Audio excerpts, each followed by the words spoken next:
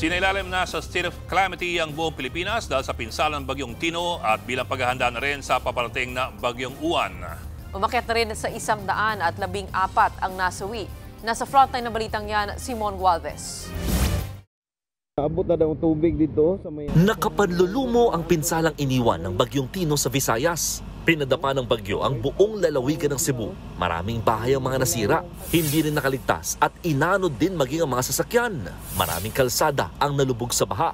Naminsala rin ng bagyo sa ibang probinsya gaya sa Leyte kung saan isang pantalan ang nasira. Pinadapa rin ng bagyo ang maraming bahay at gusali sa Eastern Samar.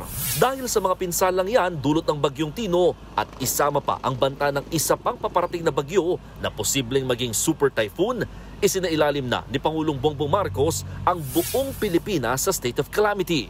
Base ito sa naging rekomendasyon ng National Disaster Risk Reduction and Management Council. Dahil dyan, mas mabilis na ang paglabas ng pondo ng iba't ibang ahensya para sa rehabilitasyon. There will be almost 10 regions, 10-12 regions that will be affected.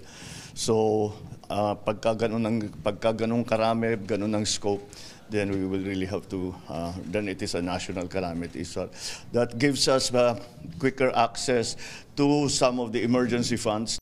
Nagpatupad na rin ng price freeze hanggang January 4, 2026 ang Department of Trade and Industry sa Cebu City at Dinagat Island.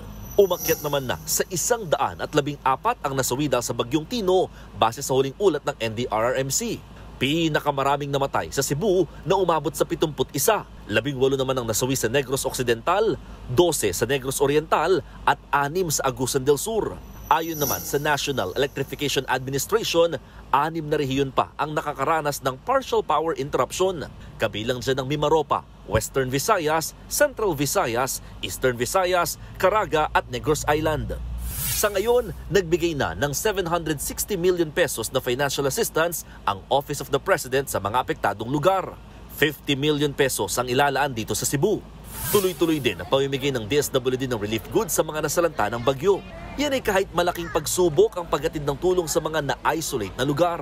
May mga roads po na makapal na po ang putik at hindi pa po kayang madaanan. Once we establish connections with the LGUs, ay agad po tayo na magpapahatid ng tulong. As of 6 a.m. this morning, ang Department of Social Welfare and Development ay nakapagpahatid na po ng mahigit 195,000 family food packs. Majority of the goods were distributed to Region 6, gayon din po sa Region 7. Nagbabalita mula sa Frontline, Mon Gualvez, News 5.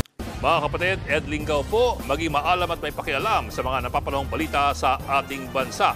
Para sa mas malilimang pagtalakay at paghimay sa mga issue at headlines, mag-follow at mag-subscribe sa social media pages ng News 5.